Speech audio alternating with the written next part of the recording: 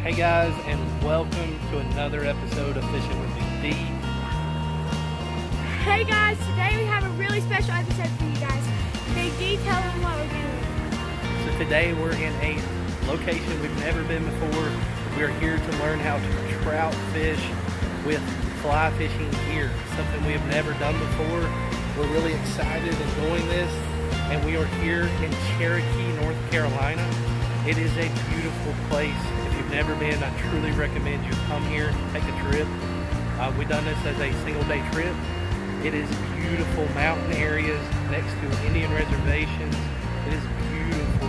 The waters are very clean looking, pristine, and I am super excited about what today's episode might hold. So stay tuned guys. Hopefully we will get some monsters in the net and have a very fun-filled educational experience to share. Stay tuned.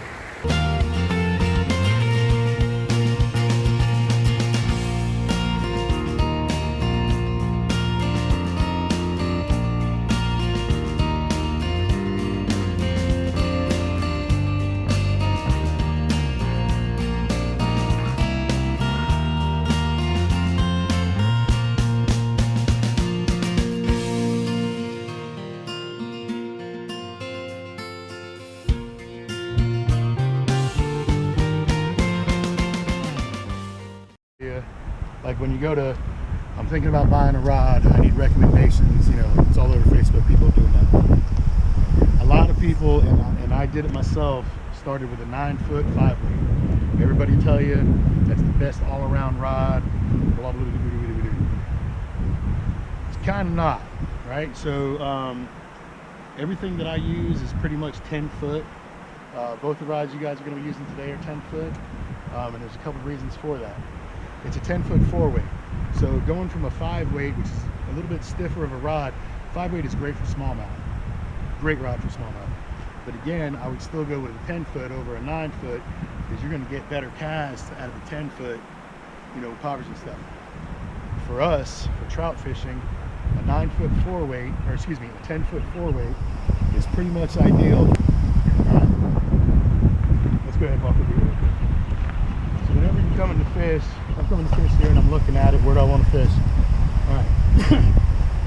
The way all that water is hauling the butt over there on that side, same way the food is getting congested into that area too. The problem is the trout don't want their butts kicked all day long in that fast water. So what we normally do, we got that main fast seam, and then coming our way from the fast seam. So you got white caps all right there. You come our way, the white caps stop, but it's still kind of riffly and fast. You come our way a little more, it starts to glass out. We're ultimately over here and it's soft. All right. So when the water is high, I would say we would catch no fish today out of that fast water because as fast as it's moving, it's not worth it for them. So all we're going to be doing is fishing the softer stuff. So just off of that fast seam, maybe 2 or 3 foot off of that fast seam is maybe as close as we'll get to it. And we'll fish all this softer stuff in between. That's where they're hanging out. Now, that's not to say if something went through there and they saw it, that they wouldn't go up in that fast water to get it. But more often than not, they're not going to want their butts kicked. But they'll stay somewhere close to where they can watch. So that's why we back off about a foot or two maybe from that fastest water. And we work that and go through all that kind of stuff. Now, which brings me back to what I was talking about. And this is kind of different. What I was talking about earlier, if that seam right there, that fast water, if it was in the middle of the river and you had soft on either side, at that point, 10-foot rod, you cast out, you can reach right over that sucker and float that slow water Because what ends up happening in fast water, if you're not high sticking, this is called an indicator right here. Fly fishermen like to call it an indicator. It's a burned bobber. Same thing.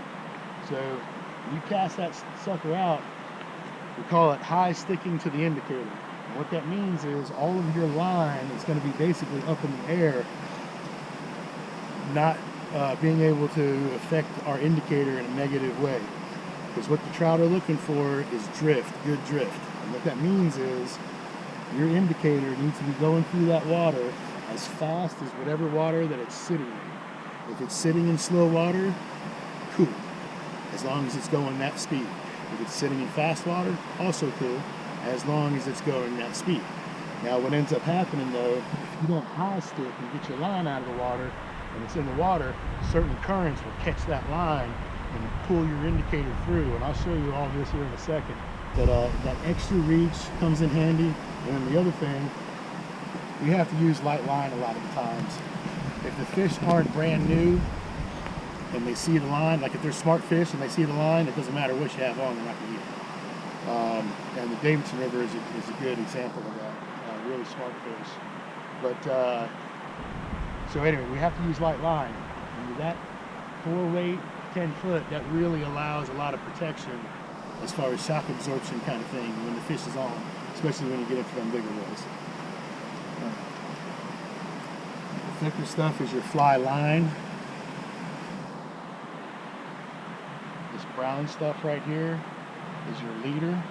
So it goes fly line to leader, and then leader, and it turns into that clear stuff, and that's your actual like fishing line. The heavy line, it's always going to cast better when you got a little bit of that heavy line out. That's what that line's for, is for weight.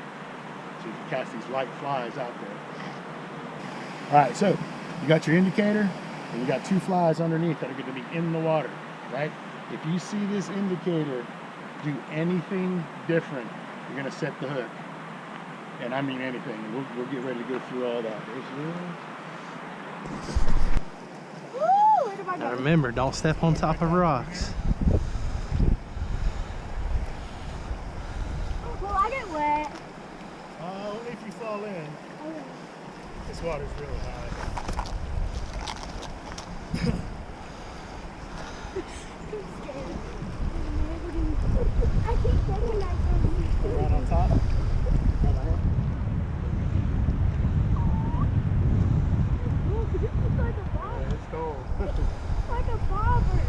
Good right there. Floating. Go ahead and hold that for a second. Alright.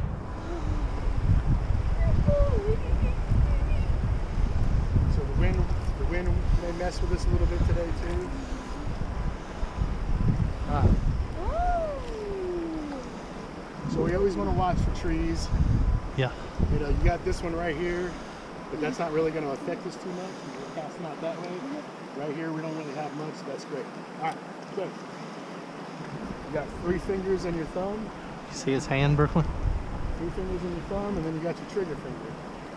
You put that sucker up in there, and that's about how I look 90% of the time when I'm fishing like that. Now, you only want enough line out to fish where you want to fish. And what I mean is, like, if I'm going to fish in close, I'm not going to have a bunch of line out that I got to deal with. So what you want to do, anytime you come to a new spot, you don't want to go right for the money, a little bit off of it. So if I'm coming in here, 3 fingers on my thumb, your indicator will end up downstream for obvious reasons. So to cast, all you need to do, lift up, turn the reel and the rod, right here, out in the direction that you want to go, pop it, that's it. It'll end up down here again, just lift up, turn everything out, pop it. Now, once it's out there, and now we're getting into kind of what I was talking about up there, pop it out, I'm going to slowly start raising up, where all my line is out of the water. And now I'm staying right over top of it like I'm walking a dog. And right here, I'm lowering it just to manipulate as much of that good drift as I can. I'm back over into my casting area, raise up a little bit, turn my wrist out, pop it again, raise it up slow, staying right with it like I'm walking a dog. Right here, I'm going to let it go down nice and slow, just as fast as it's going away. Manipulate as much of that good drink as possible, and I'm back to ready to cast again. Now, if you ever put it somewhere you don't want, lift up, snap it right back downstream. And now, if you'll notice, when I'm snapping this, I'm really flinging it. I'm not kind of, because if you do it too soft, I don't know if you noticed, but them flies almost got caught up in that indicator. So whenever you flick something, really flick it on out of the way, and you'll get the feel of all that. The only other thing I can show you, sometimes if I need you to cast far out and you can't cast behind you, like you can't get a good cast, I'll say sling that up here, and then I'll say sling it way behind you. Boom. I saw it was going to go into the rock, so I pulled it out a little bit. Now we got angle, and you get out a little further. So basically that is it. Now go with this indicator now. You cast out. If you see it do anything different, It starts moving around like a bobber. if it goes under, boom, you're going to set the hook. But you're not going to kill it. You know, bass fish, Not so. we'll lose every fly. I bass fish too, and I got to dial myself back in. You know they can, Yeah. they can snatch their So- eyes crooked. Brooke, you just go. Yeah. Flick of the wrist. Because it's close to you, it's hard to do. So I'm going to get that away. There you go. And now try that motion we just did. There you go. Up. Hold your rod Straight up. over top of that indicator. There you go. Yep. You let Stay it. with it. Follow it with your rod. You'll let it float. Downstream. There you go. Now slowly lower your rod. Look, slowly. Yeah, go slow, and it gives it a line to feed There with. you go. Now.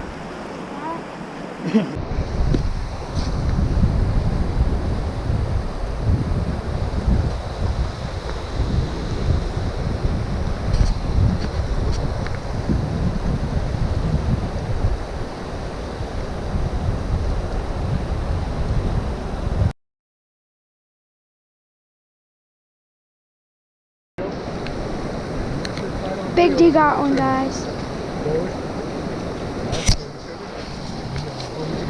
Nice action it's given too. So, the only difference between these and conventional is you hold it. He's holding it right now. First trap. Looks good. It's a rainbow, isn't it? Once you're tight on the reel, let go of your trigger.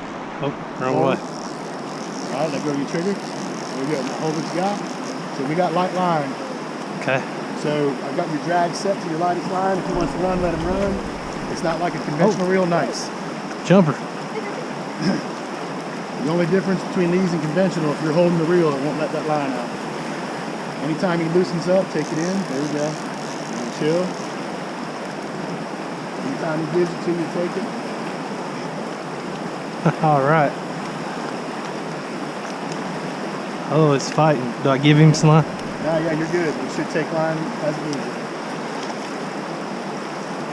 It's all good. It's just like fishing ultralight. It is. It's is ultralight, yeah. Yep. Feels like he'd break it at any minute. It does, but I'm sure we'll be all right. Oh, man. Nice. You did right. Keep bending the rod. You're good. Bring your rod tip a little lower. There you go, right in there. And you should start coming upstream for you. See how he does that? Reel that in. There you go. All right, hold the reel. This is where people lose it because they don't give it the time it needs. Like when Where you got it's this light tackle, if you self out. try to get them in, you're going to pop it. All right, I wouldn't reel in anymore. Now we'll just use our rod to kind of guide them in.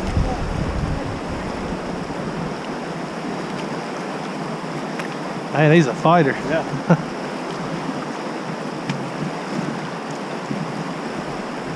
Anytime he gives you a little, just raise your rod a little more and start bringing him over my way when he's ready. Is that a... You saw how you brought his face up? Yep. If you ever get his face up out of the water, you can skim him right to me. All right, come on up. Slide it. Heck yeah. There you go. Rainbow. Awesome. It's my first trout on a fly rod. All right. Give me 1 second, I'll get my phone. Good job, dude. That was awesome. All right, so I don't know how much you know, you can't gill them because you'll kill them. And right behind their gills is their most important stuff. You just don't squeeze there. You can grab the tail and squeeze, you know, whatever. Most of the time, just scoop them and they kind of do fine. And I've got the net right below them. If you're going to drop them, I'll try to catch them.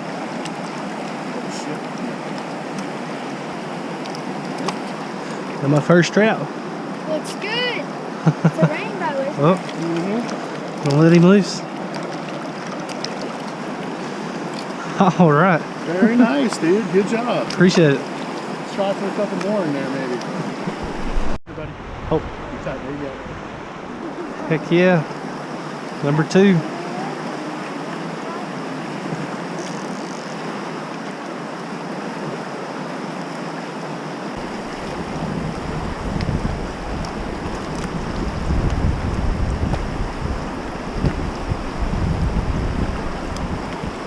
Oh man.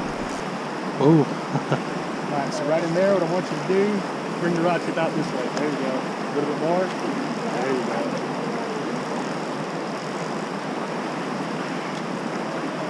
As he comes up, reel in. There you go.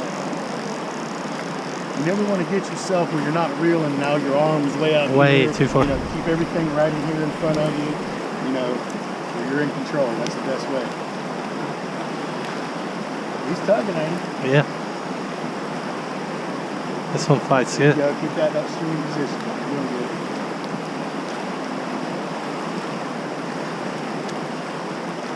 Any little bit of gears you take. There you go, yes. Keep that good bend in the rod.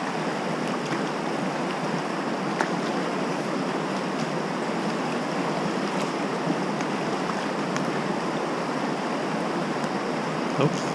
There you go. Oh man. You're fighting good, ain't you? Yeah. Good fighter.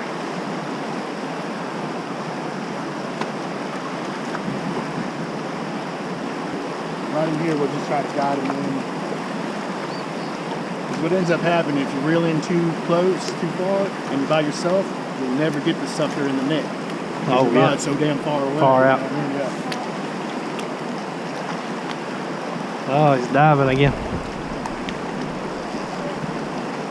He's getting tired. See his belly pop up. There you go. Yeah, see how his face popped up? Reel in right here. Reel in a little bit. Got it? One more time. Net shy, ain't he? Yeah, hey, I'll tell you what, there's some of them just like that.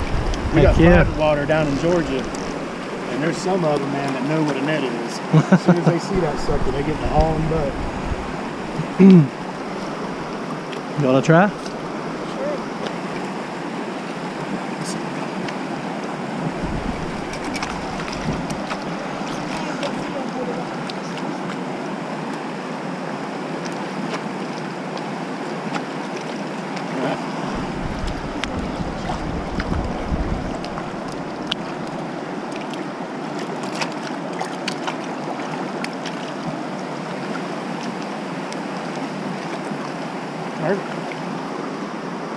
Nice one. Number 2 rainbow.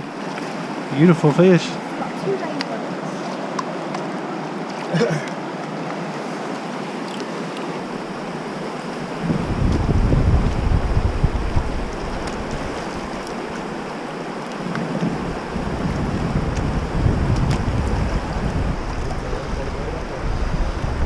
Oh, look at him fight.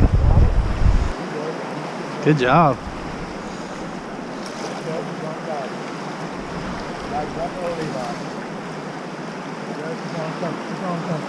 Good job. Hey! Haha. There we go, Mr. Real. You go fist bump. Good job. Alright, so you good right? Alright, whoa, whoa, whoa, don't hold the reel. Let go of the reel. There you go. See how he wants to run? Yeah. So anytime he starts pulling real hard, you make sure you let go of that reel. And if it starts getting soft, reel in, reel in, reel in. Keep tight, keep tight, keep tighter, tighter, tighter. All right, stop reeling. Rod tip up. There you go. He stopped. It's all right. Stop reeling, stop reeling. So right now, we're not going to reel anymore. We're just going to use our rod to steer him around. Okay. Okay, so come over my way with your rod. No, just with your rod. Okay. There you go, there you go. Keep on coming up this way. There you go. Hold it right about there. You got him? Yeah. Okay. We're not going to reel in anymore. We're just going to use our rod to steer him around, okay? There you go. Got him up this way. There you go. Keep on guiding. Got him right to the old line. There you go. Keep on coming. Keep on coming. Keep on coming. Keep on coming. Keep on coming. Hey! Thank you. Go. Let's do this. Oh. All right. So, are you good right there? Yeah.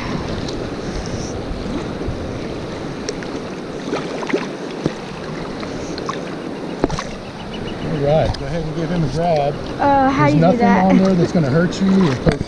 I don't know. There's no sharp fins, no teeth, nothing. I know. I'm trying not to, but he's moving. Wait. There you go. There you go. We'll get some underwater food. Don't stick my camera on. Nothing that's going to hurt you, I promise. Use both hands. I'm trying. There. That's a nice Good fish, job. young lady. Stick him, Very stick him nice. underwater right in front of the camera. All right. You can let him go. I think it's this man. Nah, that's somebody else's stuff, I think. Oh, he swallowed. Good job. Yeah, our stuff's right here. That's the first time I've ever held a fish like that, I think. Good job. All right. Ooh, now my hand's numb, but it's Yeah. okay. Sure enough. Yeah, it's like fighting them big bluegills on their multi-light. Hey, that's a fun day.